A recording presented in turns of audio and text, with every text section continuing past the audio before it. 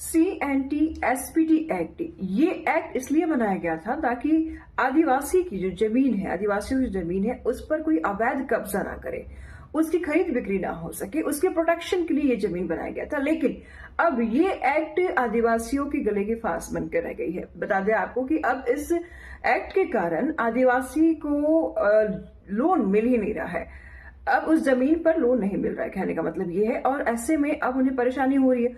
उनका कहना ये है कि हम बिजनेस करना चाहते हैं, हम घर बनाना चाहते हैं, ऐसे तमाम हमारे पास काम है जो हम करना चाहते हैं, लेकिन क्योंकि इसमें ये एक्ट लागू है, इसलिए इस जमीन पर, आदिवासियों की जमीन पर हमको लोन नहीं मिल रहा है। फिलहाल क्या है पूरा मामला, देखिए।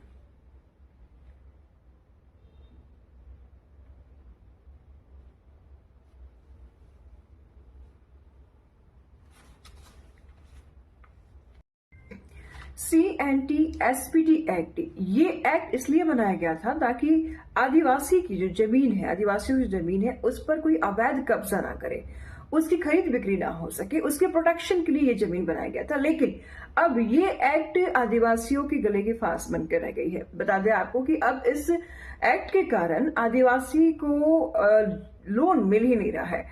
अब उस जमीन पर लोन नहीं मिल रहा है, कहने का मतलब ये है। और ऐसे में अब उन्हें परेशानी हो रही है। उनका कहना ये है कि हम बिजनेस करना चाहते हैं, हम घर बनाना चाहते हैं, ऐसे तमाम हमारे पास काम है जो हम करना चाहते हैं, लेकिन क्योंकि इसमें ये एक्ट लागू है, इसलिए इस जमीन पर, आदिवासियों की जमीन पर हमको लोन नहीं मिल रहा है। फिलहाल क्या है पूरा मामला, देखिए। सुरक्षा कवच माने जाने वाला CNT-SPD एक्ट अब आदिवासियों के विकास में बाधक बनने लगा है। CNT-SPD एक्ट के कारण आदिवासी जमीन पर लोन नहीं मिल रहा है, जिसके कारण औने पौने दाम पर आदिवासी अपनी जमीन बेचने को मजबूर है। एक रिपोर्ट देखिए। झारखंड में आदिवासी जमीन की सुरक्षा के लिए CNT-SPD एक्ट लागू है।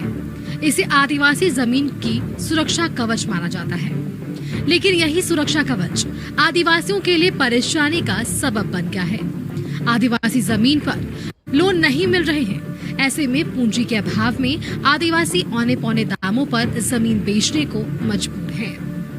तो जिसका जमीन है उसके पास व्यापक पैमाने पर पूंजी नहीं है, जिससे वो व्यवसाय नहीं कर पा रहा है, अपना कॉम्प्लेक्स खड़ा नहीं कर पा रहा है, कोई बिजनेस के लिए वो पूंजी नहीं लगा सकता है। और यहाँ देख रहे हैं कि इसके कारण में कई ज़मीन को लूटा जा रहा है, लोग बेचने के लिए मजबूर हो रहे हैं, व्यवसाय करना भी चाह रहे हैं, पूंजी नहीं, तो एक ज़मीन बेचने के कारण में उसका दूसरा ज़मीन भी चला जा रहा है। अगर सरकार बैंक से अगर लोन दिलाती है तो लोग बिजनेस कर सकते हैं। जो ज़मीन की जो लूट है, जो औने पौने में लोग बेचते हैं, वो रुकेगी।